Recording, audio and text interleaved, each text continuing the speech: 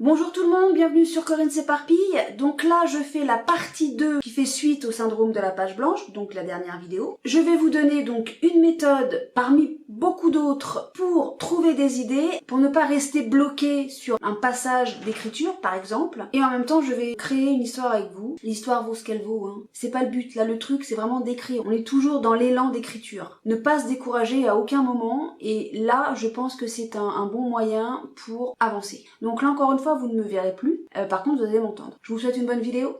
Souvenez-vous, la dernière vidéo, je vous expliquais comment vaincre le syndrome de la page blanche. Il ne manquait qu'une chose, c'était « je n'ai pas d'idée du tout ». Et comme je vous le disais, il existe plusieurs méthodes pour sortir de ce néant, mais moi je vais vous parler de l'une d'entre elles et inventer une histoire avec vous. Promis, je vais pas vous enquiquiner longtemps avec ça, je vous ressors juste les articles du code de la propriété intellectuelle, histoire d'assurer mes arrières. Voilà, c'est tout. On passe à autre chose. J'ai pas d'idée, je sais pas quoi écrire, ou par exemple, tu te dis, bon là, il va peut-être manquer un ou deux éléments, tu peux utiliser cette méthode. La mind map, ou la carte mentale, ou la carte heuristique, t'as le choix du mot à utiliser, tu l'appelles comme tu veux. C'est une des possibilités pour avoir des idées, pour trouver des idées, pour travailler tes idées. Personnellement, j'utilise le logiciel FreeMind, que tu peux télécharger directement sur ton ordinateur, c'est gratuit. L'avantage de l'avoir directement sur ton ordinateur, c'est que t'as pas besoin d'avoir internet pour travailler. Et donc, l'avantage de pas aller sur internet, c'est de pas tout de suite être attiré par des distractions. Voilà, déjà tu élimines ça d'entrée de jeu. T'es sur ton ordinateur, tu veux bosser, donc tu bosses. Là, on s'intéresse au cas où j'ai pas d'idée. Je sais pas quoi écrire. Et bah écoute, moi non plus aujourd'hui, je sais pas quoi écrire. Dehors, il fait beau, tiens.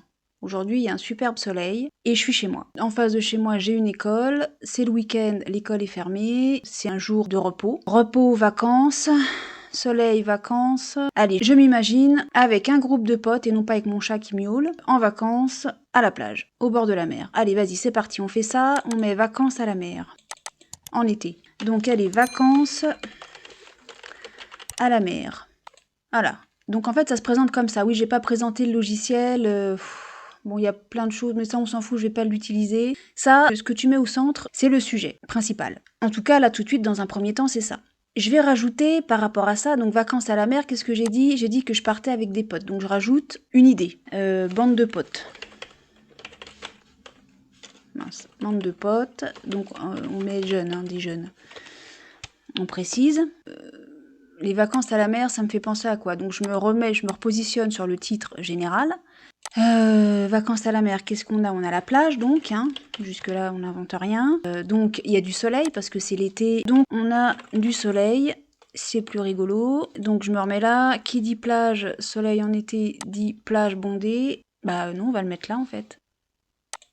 Plage bondée. Là, donc, il y a des sports nautiques. Qu'est-ce qu'on a? Moi, je pense tout de suite terrasse de café. Terrasse, avec un S, de café, pardon. Qu'est-ce qu'on entend? On entend des rires, la joie de vivre, quoi. La joie d'être en vacances, hein, la joie de vivre ambiante.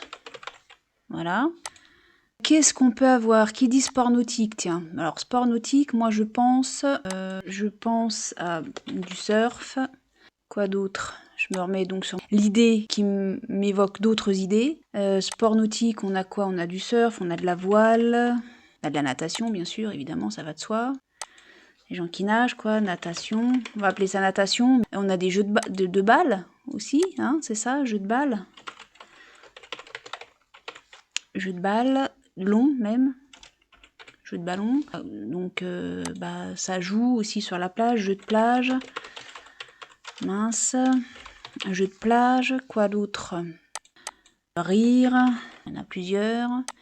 On a des cris d'enfants, hein, ça court, ça joue. Cris d'enfants, cris joyeux, hein.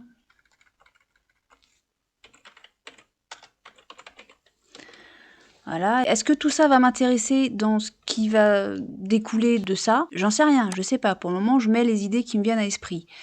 Qu'est-ce qu'on peut avoir d'autre? Bon, là, je sais pas. Terrasse de café, moi, je pense à café, bien sûr. Boisson, voilà. Boisson, on n'a pas que ça. Qu'est-ce qu'on a? On a des glaces.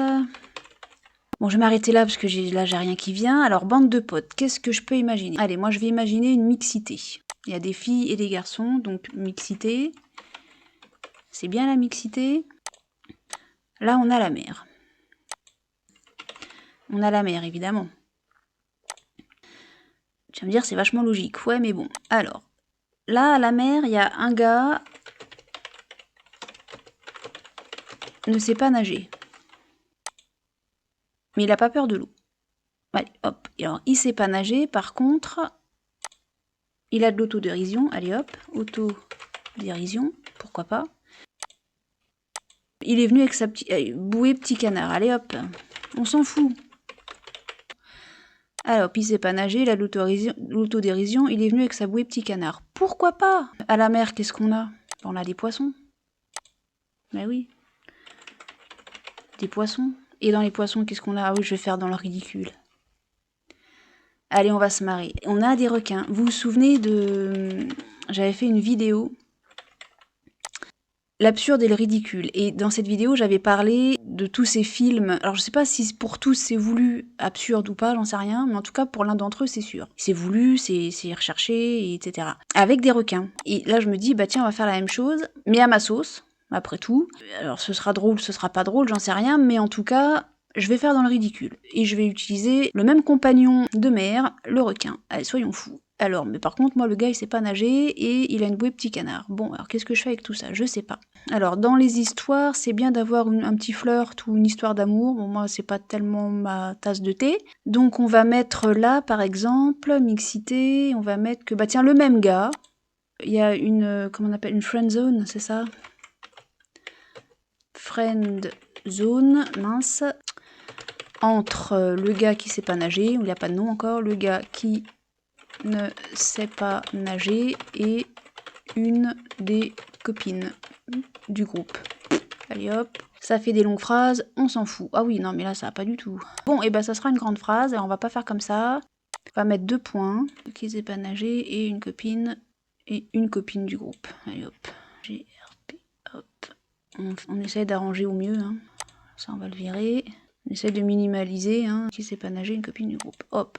Il a vraiment pas de chance. Mais du coup, vu qu'on lui a mis beaucoup quand même de pas de bol, hein, ce mec-là, et ben on va en faire un héros. Comment on peut faire un héros avec un mec avec une bouée petit canard, quoi. Bah l'autodérision déjà ça aide quand même un peu. Donc la mer, des poissons, des requins. Je sais pas. Alors qu'est-ce qui pourrait se passer? Pourquoi est-ce qu'il serait confronté au requin vu qu'il sait pas nager? Donc on réfléchit, qu'est-ce qu'on peut faire? Là, ce qu'on va dire, ah bah alors à la limite, il va y avoir un pari. Un pari ou un gage, ou je sais pas. Un pari... un gage, et le gage, ça va être de surfer. Ouais, mais c'est pas un gage, parce que si les autres savent faire ça, c'est pas drôle. Faire de la voile, non, nager, il sait pas nager avec ça...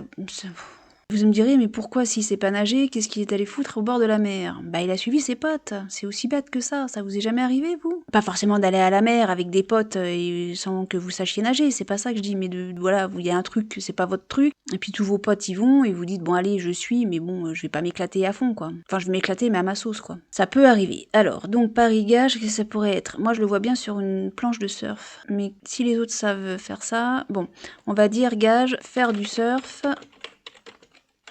pour celui qui sait pas nager. Oui, j'ai pas mis la négation. Alors, voilà, ça, je vais l'utiliser. Après, tu peux bouger, hein. Tout ça, c'est pas immuable, hein. C'est pas gravé dans le marbre. Par exemple, j'en sais rien, moi, qu'est-ce que je pourrais... ça, voilà, ça, je veux le changer, je veux le mettre là. Clac. Le soleil, on s'en fout un peu. Je vais essayer de regrouper, tu vois.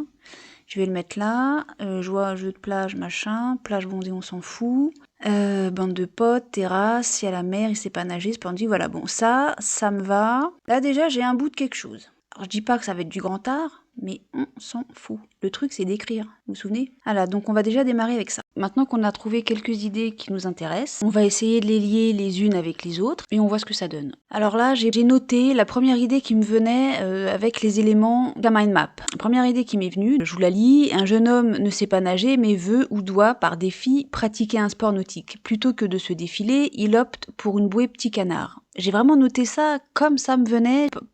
Même écrit comme ça, c'est quand tu le relis, tu te dis, mazette, que c'est pourri, mais on s'en fout. Son but est de vaincre sa peur de l'eau ou d'épater les copains, et là en l'occurrence la copine. Malgré, oh là là, il y a des répétitions, c'est naze. Malgré ses efforts, il passe plus de temps dans la flotte que sur sa planche de surf. Dans la même idée que le film Sharknado, tout sera tourné au ridicule avec l'arrivée d'un requin qui va s'attaquer évidemment au nageur qui ne sait pas nager. Celui-ci va réussir à combattre le requin grâce à sa bouée petit canard, dont tout le monde se moquait. Alors maintenant, il faut réfléchir à comment la bouée va le sauver. Est-ce qu'il va la faire éclater, il prend peur et il se sauve? Ou bien notre nageur qui ne sait pas nager va avoir l'idée lumineuse de retirer la bouée d'une manière ou d'une autre pour l'enfiler sur la gueule du requin. Celui-ci est fait prisonnier et se sauve ou autre. Vraiment, j'ai vraiment noté ça un peu à l'arrache. Notre nageur qui ne sait pas nager se retrouve sans bouée, la planche de surf est partie au large, donc il ne peut plus compter dessus pour flotter. Et s'il veut rejoindre la plage, il n'a pas d'autre choix que d'apprendre à nager. Voilà, vous voyez, c'est vraiment, là, on se moque de savoir si c'est vraiment bien français, on s'en fiche. Là, c'est vraiment l'idée principale est notée. Ma foi, ça peut tenir la route. Va falloir approfondir un petit peu plus le sujet. Note qu'à ce stade-là, tu ne fais qu'écrire le brouillon de ton fil conducteur. Je sais pas comment te dire ça, tu réfléchis pas, tu notes, t'écris, tu reviens pas en arrière, tu regardes pas s'il y a des fautes ou quoi, t'écris. Oui, je peux pas te dire autrement que ça, c'est le brouillon du fil conducteur de ton idée, c'est tout. Et c'est à partir de là que tu vas pouvoir approfondir l'histoire que tu es en train de construire. Ce truc-là, tu t'en serviras plus après. Donc, si c'est comme moi, il y a des phrases qui veulent rien dire, ça veut dire quelque chose, mais c'est pas net, quoi. Mais c'est pas grave. Là, à ce stade-là, on s'en contrefou. Tu t'en serviras plus après de ça. Juste pour la partie suivante, c'est tout. C'est le fil conducteur. Je peux pas te dire mieux. Grâce au fil conducteur, après les idées mind map, une fois reliées entre elles, on les approfondit, on voit ce que ça donne, on voit que ça tient la route, que ça peut faire une histoire, réellement. Mais encore une fois, comme là je mets, quand il y a des astérix, c'est on va dire des paragraphes où il y a de l'idée, des choses encore à approfondir et à travailler et à aller plus dans le texte après ça. Pareil pour les dialogues, j'en ai pas beaucoup, j'en ai quelques-uns, quelques dialogues qui eux aussi seront à retravailler, à revoir et à s'ajouter à d'autres éléments, parce que le texte est loin d'être terminé là. Là, on va dire que en l'état, je sais pas, c'est un début de texte, c'est un début d'histoire, voilà. Et par rapport à l'idée première, il s'en est rajouté d'autres. Il y a des éléments que j'ai retirés, des éléments que j'ai ajoutés, et donc ça se complète quoi en fait. Et grâce au mind map, au départ, je savais pas quoi écrire, je vous rappelle. J'ai pu avoir un fil conducteur, ce que j'appelle moi le fil conducteur d'une éventuelle prochaine histoire. Et grâce à ce fil conducteur, j'ai pu créer, l'espace de quelques pages, il y en a 4 je crois, quelque chose d'un peu plus consistant qui va me permettre, là pour le coup, d'écrire un premier jet. Voilà donc un moyen qui me semble extrêmement simple à utiliser pour avoir des idées quand on est en manque d'idées. Mais c'est également un moyen qu'on peut utiliser quand on est bloqué dans un passage où on se dit mince là, je préférerais passer à autre chose ou je sais pas bien comment m'en sortir. Toujours si vous n'avez pas fait de plan, mais même quand vous faites un plan, quand vous faites un plan, que vous construisez votre structure, cette méthode-là peut vous être utile pour développer davantage votre histoire. Voilà, je parle du mind map, mais on arrive quand même à faire quelque chose. Voilà. À partir de là, maintenant, vous pouvez créer une histoire, raconter une histoire. Que ce soit une nouvelle ou un roman, peu importe. On s'en fiche, mais vous avez écrit. Toutes les idées sont bonnes. C'est tout ce que je veux te dire. Alors bien sûr, ta carte mentale, tu peux la faire donc comme moi je fais en utilisant un logiciel. Tu peux le faire avec le tableur Excel, par exemple. Tu peux le faire sur papier libre. Tu peux ajouter des couleurs, tu peux ajouter des dessins, tu peux ajouter des images et tu peux l'organiser à ta façon, comme toi tu te sens à l'aise. Ou bien ça peut être complètement brouillon, enfin en tout cas pour n'importe qui le regarde, mais pour toi ce sera très clair, ou être organisé de manière très, j'ai envie de dire presque collégiale quoi, ou l'organiser de façon à ce que ce soit listé, enfin vraiment c'est toi comme tu te sens à l'aise avec pour travailler. Donc surtout n'hésite pas, fais-toi plaisir, rajoute des couleurs, rajoute des cadres, rajoute des images, rajoute des photos, c'est vraiment comme toi tu te sens bien. J'espère que grâce au mind map, la carte heuristique ou la carte mentale, c'est la même chose. J'espère que grâce à cet outil-là, vous avez vu comment, à partir de pas grand-chose, on peut développer une idée. Et puis en faire après ce que vous voulez. De votre côté, quelles sont les autres méthodes? Parce qu'il en existe une multitude. Quel est l'outil que vous connaissez, que vous utilisez? On est preneur. Et je vous dis à très bientôt pour une nouvelle vidéo. Ciao ciao ciao!